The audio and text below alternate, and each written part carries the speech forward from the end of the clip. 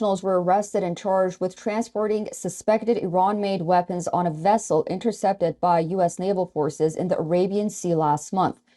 2 Navy SEALs died during that mission. The complaint, unsealed in U.S. District Court, alleges that the 4 were transporting suspected Iranian-made missile parts for the type of weapons used by the Houthis. All 4 were carrying Pakistani identification cards.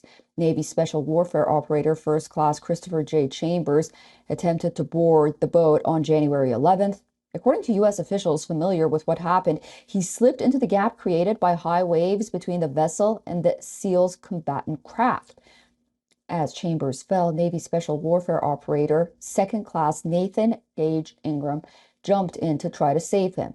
The Attorney General pledged the Justice Department will use legal authority to hold accountable those who facilitate the flow of arms to Iran from Iran to the Houthis, Hamas, and others. Mohammad Pahlawan is charged with attempting to smuggle advanced missile components. The missile parts include a warhead he is accused of knowing would be used by the Houthis against commercial and naval vessels in the Red Sea and the surrounding waters. He is also charged with providing false information to U.S. Coast Guard officers during the boarding of the vessel. Pahlawan's co-defendants, Mohammad Mazar, Ghofranullah, and Izhar Muhammad, were also charged with providing false information. Now, according to prosecutors, Navy forces boarded a small UN-flagged vessel and encountered 14 people on the ship, that in the Arabian Sea off the Somali coast. Navy forces searched the vessel and found what prosecutors say were Iranian-made arms, including parts from medium-range ballistic missiles and anti-ship cruise missiles. All 14 sailors on the vessel were brought into the USS Lewis B. Puller after Navy forces determined it was not seaworthy.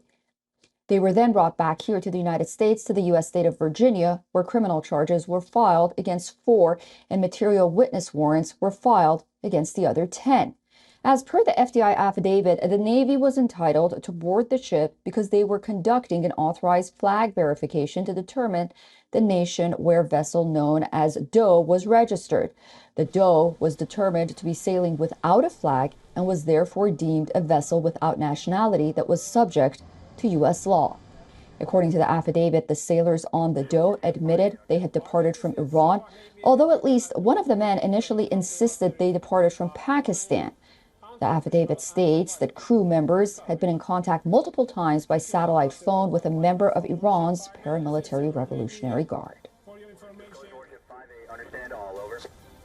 For all the latest news, download the WION app and subscribe to our YouTube channel.